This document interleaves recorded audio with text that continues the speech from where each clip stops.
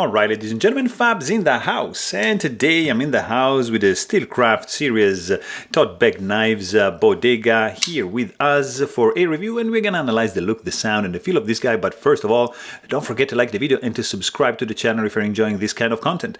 So let's see, what do we have here? How big is this guy? Yeah, it's a big boy. It's 9 inches, almost 9 inches long, with a almost 4-inch long blade and roughly, I would say, yeah, 5.1 inch long handle. And let's see how this guy is comparing with the Ontario Rat number 1, for example. Kind of like the same size, just a little bit bigger than the Ontario, and this is the Ontario Rat number 2, which of course is smaller than that. Right next up, we can check out the Benchmade knives.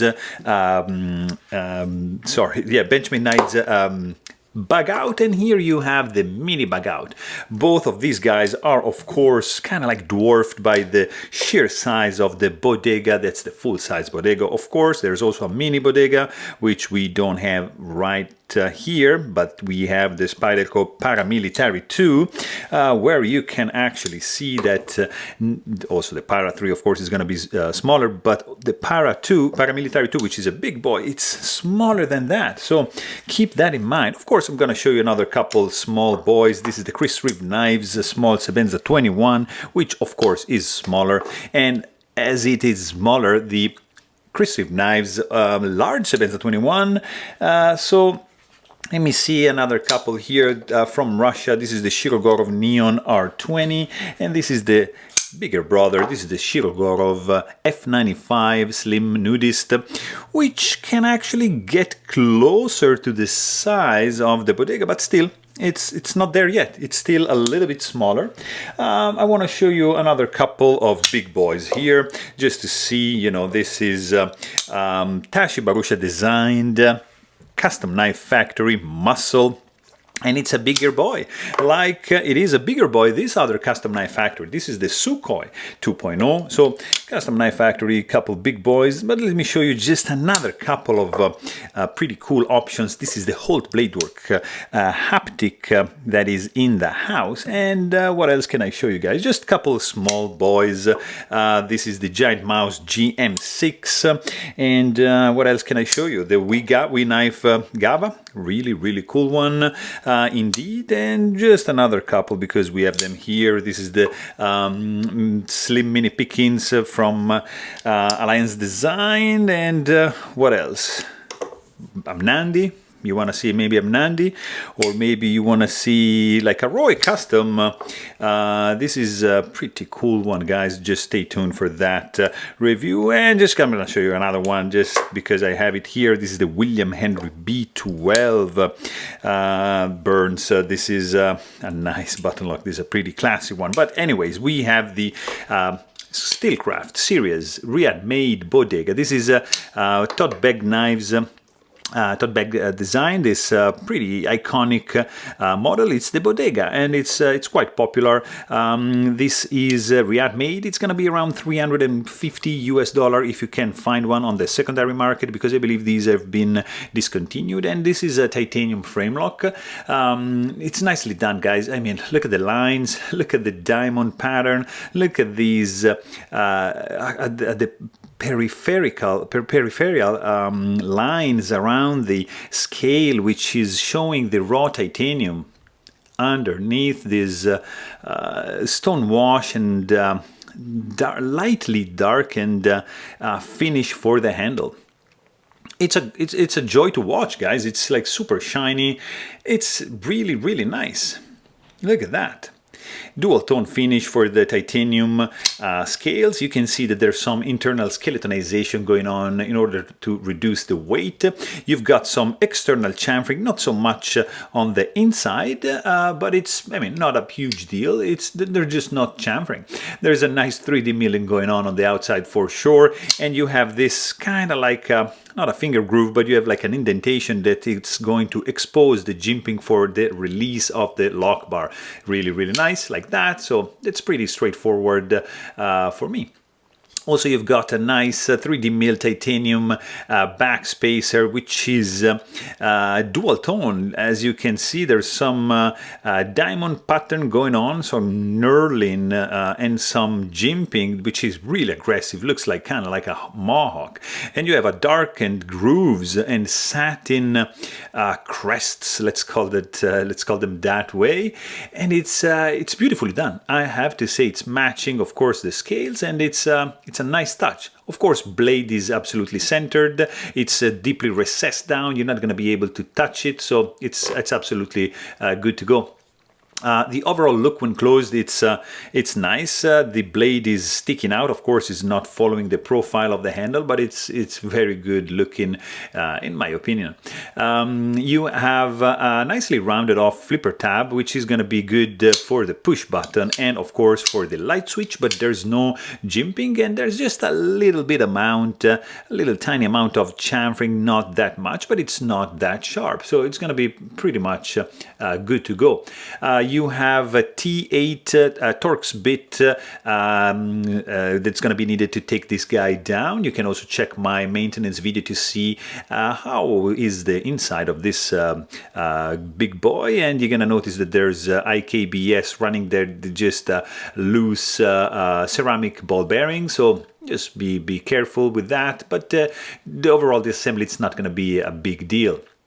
So you have a stainless steel lock face insert on the inside, and you can see the two screws poking out a little bit like that. So there's not going to be any lock stick issue in this case, of course.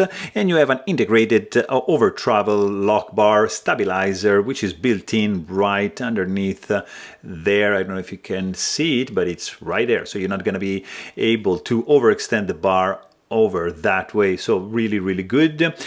You have some nice, really nice detent in this guy. Over here you have a titanium pocket clip, which is kind of like dip carry. I mean, if you angle it, it's going to be like that, but most likely it's going to be like this much sticking out from your pocket. And then you have a nice cutout, couple screws, satin finish, dual tone pocket clip, ceramic ball, like this is kind of like the signature of Todd Begg, classic indeed. Quite strong clip retention. The thumb ramp is not that easy, for me at least, to stick in and out of the pocket. So it depends on the fabric of the material of your pants, of the pockets that you're gonna use this with, but sometimes can be not the best design, but it looks absolutely good. The clip is tip-up carry only. It's not reversible. You cannot mount it on this side, and it's made just for right-handed people. You've got a really complex blade, almost 4-inch long, of S35 VN steel with a nice jimping with blacked out grooves, spaces in between these quite aggressive jimping going on, and then you have kind of like this harpoon sweeping up together with the swedge, which is blacked out like the primary bevel and the fuller, which tapers down, and the swedge, you see, just reaches the tip of the blade, which extends on with a belly, like I would say, for 60%, and then you have a straight edge up to the sharpening choil, which has also can also serve as a finger choil because it's wide enough to allocate your index finger. So really good. You've got your Todd Begg logo, Steelcraft series, right next to that in the blacked out blade, and on this side you just have nothing, just a nice satin flats. You have 7 holes, 3 bigger and 4 smaller, and these are called like blood grooves. I don't know, it's just a fuller, and it also serves like to reduce the weight because you're gonna remove material, but at the same time retain the thickness and the strength of the overall blade. This stock thickness is not super thin, but it's pretty decent. So very cool slicer right here. Nice flipper tab, we said, it's nicely rounded off, a little bit of chamfering going on, so pretty much good to go. You have also something really cool is the sound, like, yeah, this is a strong, loud clack. There's some force. It's kind of like blasting when you open it. And when you close it, it's kind of like dampened and not that loud. Really, really cool when the blade is sitting and like fires like a boss.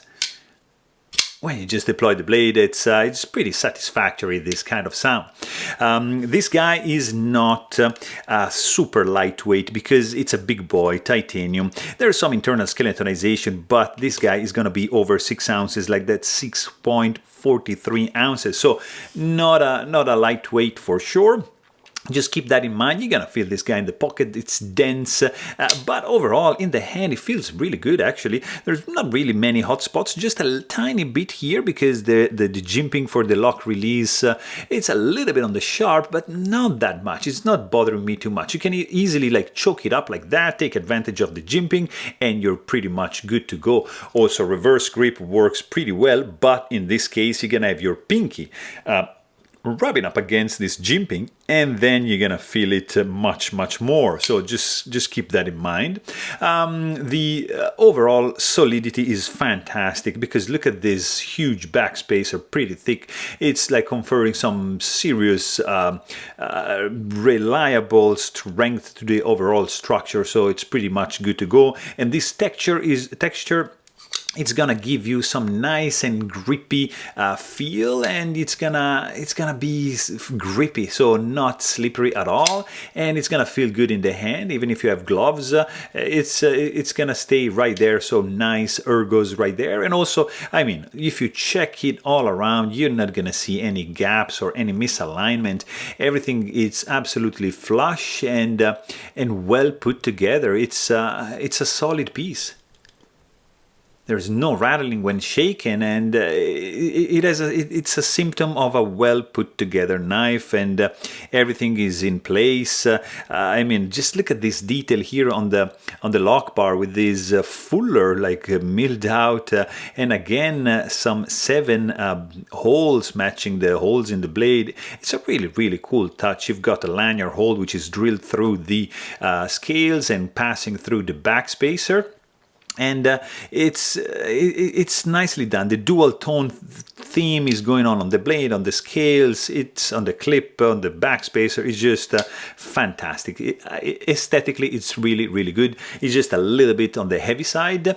And if you check like for blade play, there's nothing going on. No lock stick, no finger soreness because this is pretty nicely rounded off. And you have a little bit stiffer clip, like the clip ramp is a little bit I mean, not that easy to use, and the stiffness of the retention, I mean, it's a little bit on the strong side, but nothing too crazy. This guy is running on IKBS, ceramic ball bearings, not caged, and that's why the opening action is pretty smooth, pretty fast. The closing action is just like that, like you see, very nice indeed. There's no there's like a free fall effect as soon as you disengage the lock bar, but if you keep the knife, look at that, if you keep the knife in the straight position, like vertical, you just need a micro wiggling for this guy to glide down in the closed position, or you just give a little wiggle and it's gonna go down easier and a little bit faster. So overall, really good action for sure. Detent strength is on the medium to strong side, and also you have a little bit of detent suction right at the end, not so much, a little bit of magnetic effect going on, but I mean, overall this is a very good looking knife for sure. Nicely done, nice fit and finish, feels good in the hand. A little bit of hot spots if you're gonna do the reverse grip. The sound is pretty amazing, by the way, and overall I really like this big boy. So there you have it. Hope you guys enjoyed this video. Please don't forget to subscribe, and thanks for watching. Stay tuned.